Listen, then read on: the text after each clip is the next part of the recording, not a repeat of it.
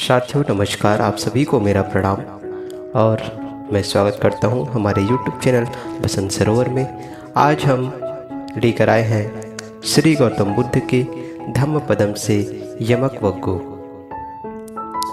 साथियों, श्री गौतम बुद्ध के जो पद हैं ये हमें मानसिक शांति और सुख प्रदान करते हैं, जिसमें पहला चरण है यहाँ पर यमक वग्गो। यमक का अर्थ है चिपका हुआ और वग्गो को बोलते हैं वर्ग। यह जो है पाली भाषा में इस वग्गो को वग्गो कहा जाता है।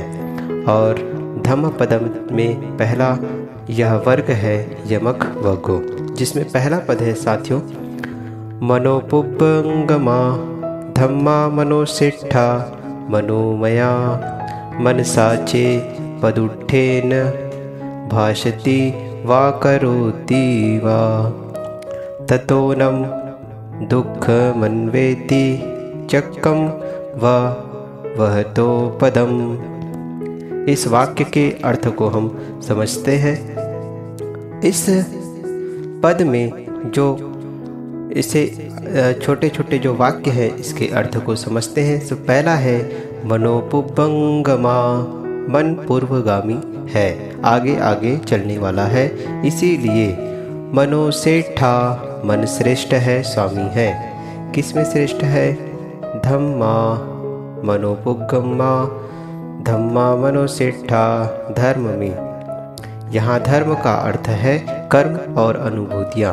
सारे कर्मों और अनुभूतियों का मन अगुआ है, क्योंकि सारे कर्म मनोमय है। लास्ट में पहले पद में आप देखेंगे मनोपुब्बंगमा धम्मा मनोसेट्ठा मनोमया। मनोमया मतलब मनोमय है, मनोरूप है। मन ही से सोचकर वाणी बोली जाती है और इंद्रियों से कर्म किए जाते हैं।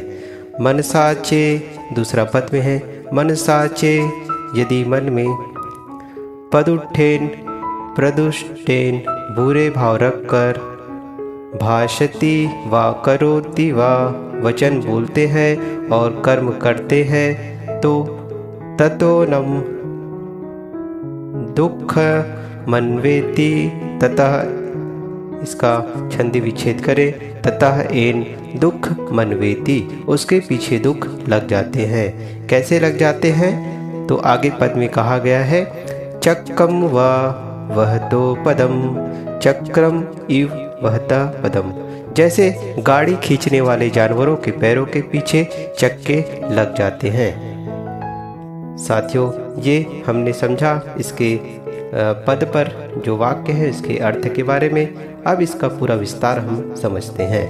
हमारे सोचने, बोलने और करने के मूल में मन होता है।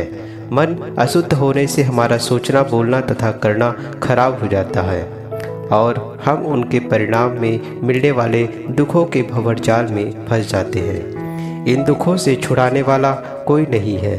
जब हम अपने मन, वाणी तथा कर्मों को शुद्ध करेंगे तभी दुखों से छूट सकते हैं।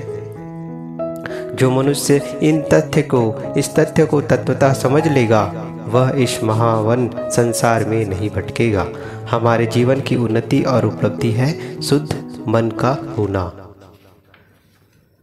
दूसरा पद है मनोपुब्बंगमा धम्मा मनोसेट्ठा मनोमया। इसके यहाँ पर यमक वग्गो में दो अर्थ हैं। इसके दूसरे अर्थ पर भी हम नज़र डालते हैं। सभी कर्मों में मन पूर्वगामी और श्रेष्ठ है। सारे कर्म मनोमय है। जब मनुष्य प्रसन्न एवं स्वच्छ मन से बोलता और कर्म करता है तब सुख उसके पीछे वैसे चलता है जैसे साथ न छोड़ने वाली छाया चलती है। यह दूसरा वाक्य को मैं रिपीट करता हूँ।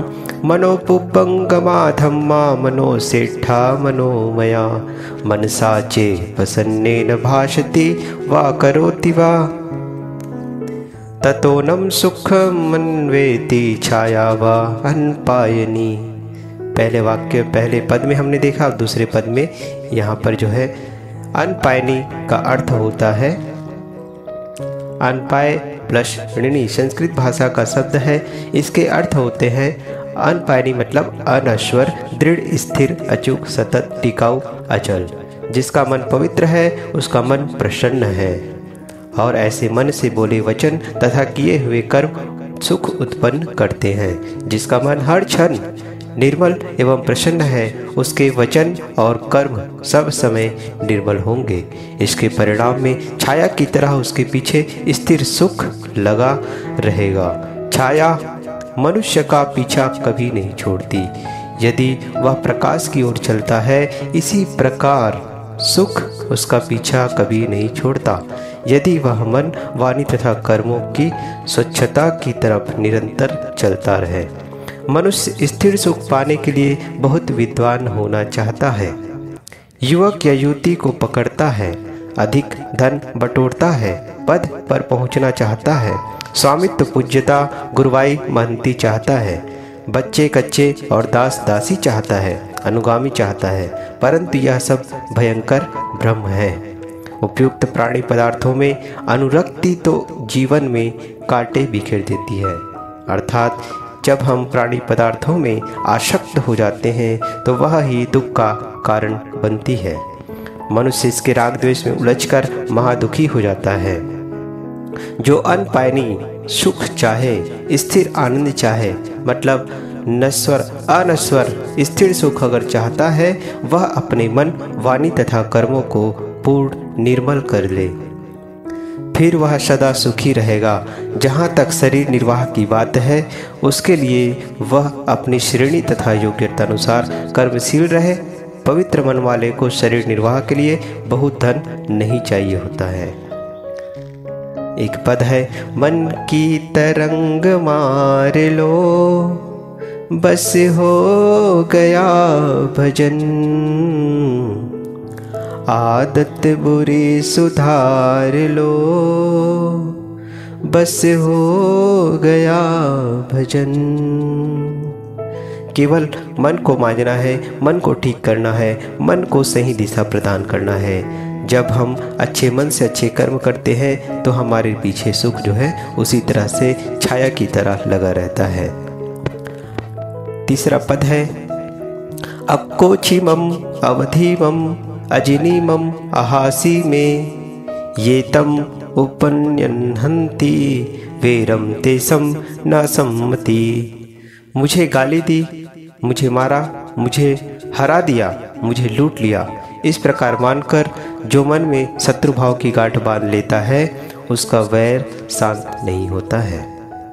दूसरा पद है, अक्कोचिमम अवधिमम अजिनीमम अहासी में ये तमना उपन्यहन्ति वेरम तेषुपसम्मति।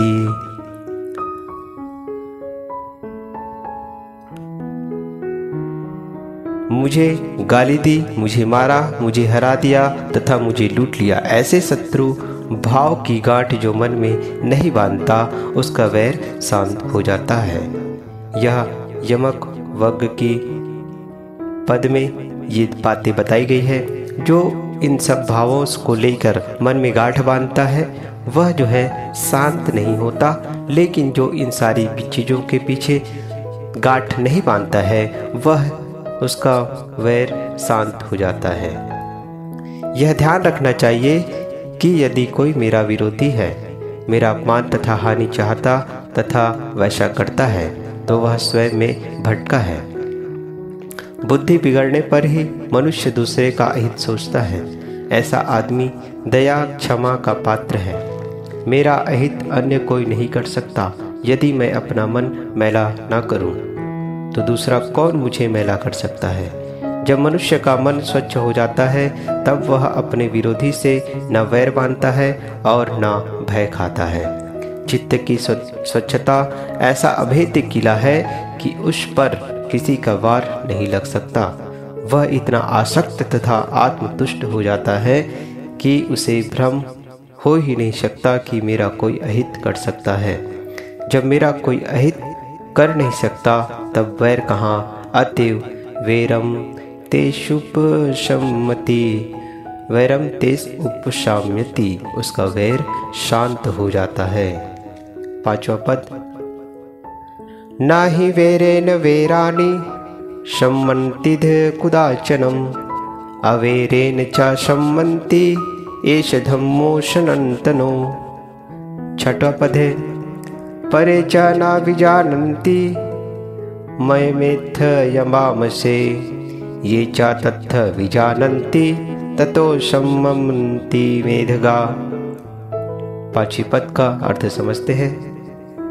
वेरेन वेरानी, वैर से वैर, कुदाचनम कभी भी, न ही सम्मन्तिद न ही शाम्यंत, इह यहाँ नहीं शांत होता। अवैरेन च सम्मन्ति, अवैर से ही वैर शांत होता है। इस धम्मो सनातनो, यही सनातन धर्म है। यदि हमारा विरोधी अनीति करने पर कमर कस कर लगा है तो हमें उसकी उपेक्षा कर देना चाहिए, किंतु वैर नहीं करना चाहिए। उपेक्षा का अर्थ है उसके विषय में ना सोचना, उससे मिलने का प्रयास छोड़ देना। जिसको हम सही रास्ते पर नहीं ला सकते उससे संबंध रखना दुखद होगा। उससे तो मनमानी और कर्म से आर्य मौन हो जाना ही शांति का पथ है, किंतु उसके प्रति हम हित की कामना रखें। सच्चा साधक किसी के प्रति भी अपने मन में वैर नहीं पाल सकता। छठे पद से हम जानते हैं परे च न विजानन्ति मयमेत्थ यमामसे ये च तत्थ विजानन्ति ततो सम्मन्ति मेधगा। दूसरे लोग यह नहीं जानते कि हमें इस संसार से जाना है। जो इस तथ्य को जानता है उसका कलह शांत हो जाता है। परे मतलब दूसरे लोग, न विजानन्ति नहीं जानते, मैं मेथा वयम अत्र हमें यहाँ से, यमामसे जाना है, ये च तत्थ तत्र और जो यह विजानन्ति जानते हैं, ततो ततः तब उनका सम्मन्ति समाप्त हो जाता है, मेधगा कलह। तो ये इन शब्दों के अर्थ है। सब मनुष्य को पता है कि इस संसार से एक दिन जाना है, परंतु इस बात की गहराई से याद तब होती है जब कोई निकट का मनुष्य मरता है, परंतु थोड़े समय में वह उसको भूल जाता है। इस तथ्य की बराबर याद तब रहती है जब मनुष्य वैराग्यवान संतों की संगत करता है, ज्ञान वैराग्य प्रवण सद ग्रंथों का अध्ययन करता है और इस पर बराबर विचार करता है। हमारा शरीर मृत्यु की तरफ निरंतर खिसक रहा है। मृत्यु से बचने का कोई उपाय नहीं है। शरीर, जवानी, स्वास्थ्य, परिवार, धन, पद, स्वामित्व, शासन, प्रतिष्ठा, पूज्यता, गुरुवाई, महंती, मठ आदि पाकर लोग उसी प्रकार उसमें भूल जाते हैं जिस प्रकार बच्चे खिलौनों में। अतएव वे बड़े जोश खरोश में ममता और वैर में लग जाते हैं। बच्चे तो खिलौने से खेलकर प्रसन्नता प्राप्त करते हैं, परंतु वयस्क मनुष्य प्राप्त वस्तुओं से अपने लिए मन का नरक बनाते हैं। प्रबुद्ध तथा गद कहते हैं परे च न विजानन्ति मैं मेत्थ यमामसे। दूसरे लोगों माया में लिप्त लोगों को यह ख्याल ही नहीं रहता कि हमें इस संसार से जाना है, इसलिए वे राग द्वेष के जाल में उलझे रहते हैं। परंतु ये च तत्थ विजानन्ति ततो सम्मन्ति मेधगा। जिन्हें संसार में चले जाने की याद बराबर रहती है उनके मन का कलह शांत हो जाता है। मेधगा का अर्थ है कलह, सम्मन्ति का अर्थ है समाप्त हो जाता है, शांत हो जाता है। जो सब समय मृत्यु को देखता है वह कैसे पाप कर्म करेगा। मोही आदमियों की भी जब मृत्यु आ जाती है तब उनमें से कोई लोग विनम्र हो जाते हैं और अपने शत्रु को भी बुलाकर उसे क्षमा मांगते हैं। इसके विपरीत ऐसे भी घृणित व्यक्ति होते हैं जो अपने बच्चों तथा अनुगामियों से कह जाते हैं कि मेरे न रहने पर भी शत्रु को पीड़ित करने की चेष्टा करना। विवेकवान सब कुछ नश्वर तथा छूटने वाला समझकर राग द्वेष से दूर शांति में विराजता है। यह शरीर नाशवान है और हमने इसे कई बार देखा है कि हर किसी का शरीर जो है एक समय के बाद मर जाता है। किसी का शरीर जवानी में ही मृत्यु को पा जाता है, किसी का शरीर बचपन में ही मृत्यु को पा जाता है और बुढ़ापा तो मृत्यु का ही रास्ता है। तो यह शरीर नश्वर है और इसे अपने मूल तत्वों में विलीन होना है। कुछ दिनों के लिए यह शरीर हमें जो है मिला हुआ है और हम वैज्ञानिक तथ्य पर जाएं तो 7 वर्ष में शरीर का हर एक कण जो है नया बन जाता है, क्योंकि 7 वर्ष में यह हर एक कण, शरीर का हर कण नवीन रूप ले लेता है। 7वें पद की ओर चलते हैं। शुभानुपश्चिम विहरन्तम इंद्रियेषु अशन्वुतम भोजन ही अमत्तंजुम कुशितम हीन वीरियम तम वे पशहति मारो वातो रुखम वा दुब्बलम। जो मनुष्य विषय भोगों में सुख मानकर विहरता है, इंद्रियों का संयम नहीं रखता, भोजन की मात्रा नहीं समझता, आलसी और मन का दुर्बल उद्योगहीन है, उसे मनोविकार उसी प्रकार रौंदते हैं जिस प्रकार आंधी दुर्बल वृक्ष को। शुभानुपश्चिम का अर्थ होता है शुभ देखते हुए घूमना। पश्चिम विहरंत, विहरंत का अर्थ होता है घूमना। यहाँ शुभ का अर्थ पुण्य नहीं है, अपितु सुख, लाभ, रमणीयता, विषय रस आदि है। जो हम भोगों में सुख देखते हैं उसी दिशा में यह संकेत किया गया है। अनुपश्चिम, अनुपश्यंत बारंबार देखता है, पश्चिम ने देखना, बराबर देखता हुआ, विहरंतम विहरता घूमता है, जीवन बिताना, व्यवहार करना। इंद्रियेषु इंद्रियों का, असंवुतम असंयम करना, भोजन मही अमत्तजुम भोजन में मात्रा न जानना, कुशितम आलसी होना और हीन वीर्यम बलहीन होना, मनोबल न होना, उत्साही तथा उद्यमशील न होना। तम मतलब उन्हें, वै वे निश्चित ही, पश्यहति रौंदता है, मारो मनोविकार, वातो वायु आंधी, रुखम मतलब वृक्ष, दुर्बलम मतलब दुर्बल। ये इस पंक्ति पर जो शब्द लिए गए हैं उनके अर्थ हैं और इसका हमने संपूर्ण अर्थ भी समझा।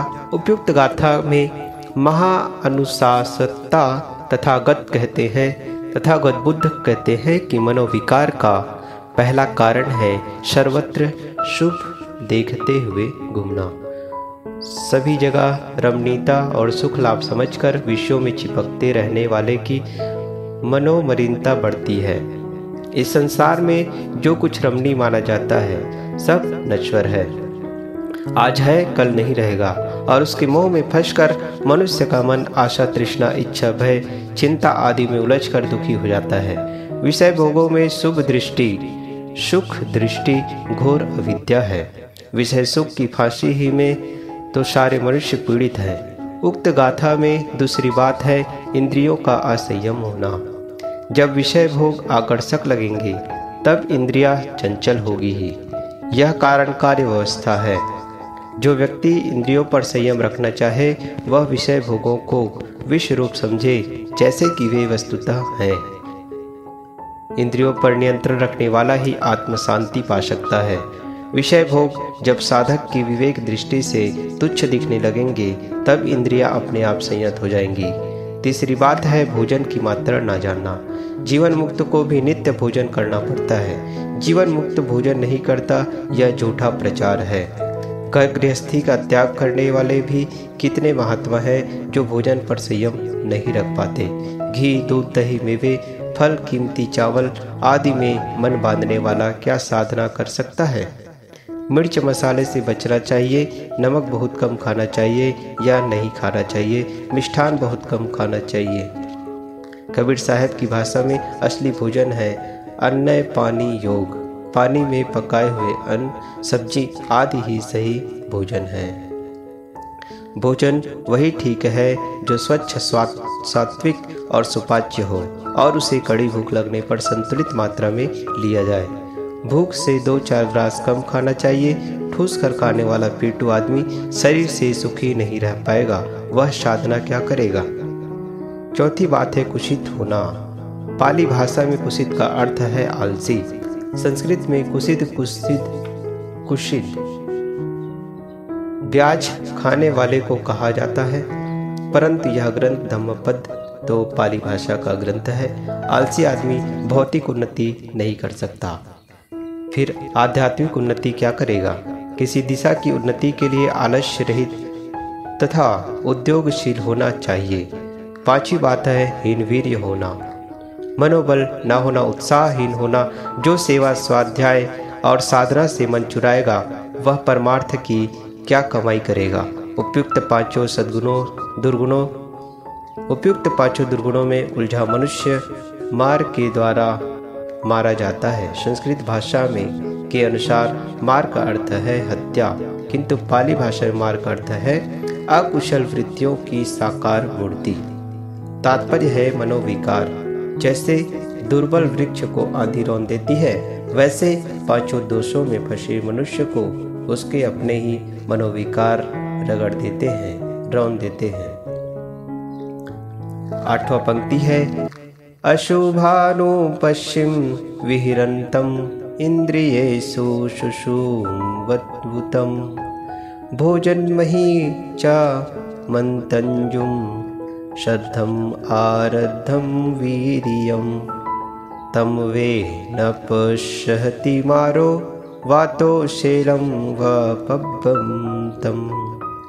जो विषय भोगों को दुखदायी समझते हुए विहटता है, इंद्रियों पर संयम रखता है, भोजन की मात्रा समझता है, श्रद्धावान तथा परिश्रमी है, उसको मनोविकार उसी प्रकार नहीं डिगा सकते जिस प्रकार वायु शिलामय पर्वत को। यह आठवां पद, उसका दूसरा स्वरूप। दोनों पक्ष में यहाँ पर यमक वक चिपका हुआ दो वर्ग को यहाँ पर जो है बताया गया है। एक जो हमें नहीं करना चाहिए और एक जो है जो हमें करना चाहिए, जो हमें सुख प्रदान कर सकते हैं। तो आठवें पद में सातवें पद का यही विरोध, यही जो है सकारात्मक सोच क्या होना चाहिए, इसके बारे में बताया गया है। भाष्य हम करते हैं। अशुभानुपश्चिम विहिरन्तम, जो कुछ सब कुछ का विनाश देखते हुए विचरता है। इंद्रियेषु, इंद्रियों का, सुसंवूतम, संयत रखता है, च और भोजनमहि, भोजन में, मत्तंजुम, मात्रा का ध्यान रखता है, सद्धम, श्रद्धावान है, आरद्ध वीर्यम, मनोबली है, तम, उसे, वे निश्चय ही, मारो वासना, न प्रशहति, नहीं डिगा सकता, नहीं पराजित कर सकता। वातो शैलम व पब्बतम, वातः शैलम इव पर्वतम, जैसे हवा शिलामय पर्वत को नहीं डिगा सकती। पूज्य तथागत बुद्ध धरती की बात करते हैं, आकाश की नहीं। वे जीवन की सच्चाई की व्याख्या करते हैं, कल्पनाओं की उड़ान की नहीं। वे यह नहीं कहने वाले हैं कि ईश्वर चाहेगा तो साधक को कोई डिगा नहीं सकता। क्या जो पतित लोग हैं उन्हें ईश्वर वैसा ही रखना चाहता है? वस्तुतः अपना पुरुषार्थ ही ईश्वर है। जो सही दिशा में अपने मन, वाणी और इंद्रियों को गति देगा वही सुखी हो सकता है। संसार के भोगों की सारी चमक दमक सारहीन और तुच्छ है। गृहस्थों का ऐश्वर्य जैसे उनके लिए छलावा है, वैसे मठाधीश, महंतों तथा कथित जगत गुरुओं की प्रतिष्ठा और पूज्यता भी उनके लिए छलावा है। इंद्रिय मन से प्रतीतमान सारे ऐश्वर्य परिवर्तनशील, क्षणभंगुर तथा छूटने वाले हैं। यदि उनमें राग किया गया तो वे मानसिक पीड़ा के कारण बनेंगे। जो सारे दृश्यमान भोगों को दुखदायी तथा क्षणभंगुर समझते हुए विहिरेगा वह इंद्रिय संयमी होगा। जो संतुलित भोजन करेगा वह सुख से रहेगा और साधना में आगे बढ़ेगा। इस गाथा में अंतिम दो बातें हैं, श्रद्धम आरद्ध वीर्यम, श्रद्धम आरद्ध वीर्यम। परम शांति रूपी मोक्ष की प्राप्ति में श्रद्धा और जिन सद्गुरु संतों की सेवा, स्वाध्याय तथा साधना से मोक्ष मिलता है उसमें श्रद्धा। जब तक अपने उद्देश्य तथा उद्देश्य साधन में श्रद्धा नहीं होगी तब तक उद्देश्य सिद्ध नहीं होगा। श्रद्धा के बिना साधक जोर से लग ही नहीं सकेगा और जोर से लगे बिना काम पूरा नहीं होगा। श्रद्धा संबल है। दूसरी बात है आरब्ध वीर्यम। आरब्ध का अर्थ है आरंभ हुआ और वीर्य का अर्थ है बल, शक्ति। सरल अर्थ है बलयुक्त, शक्ति संपन्न। अधिक स्पष्टीकरण है मनोबली। मनुष्य श्रद्धावान और मनोबली हो तो साधना में शीघ्र सफल होगा। साथियों, आज के इस वीडियो में बस इतना ही और मिलते हैं कल एक नए पद के साथ और नए विचारों के साथ। और उम्मीद करता हूँ यह वीडियो आपको पसंद आया होगा। आप हमारे चैनल पर नए हैं तो प्लीज़ इसे सब्सक्राइब करें, बेल आइकन को प्रेस करें और इस वीडियो को ज़्यादा से ज़्यादा लोगों तक शेयर करें। धन्यवाद साथियों।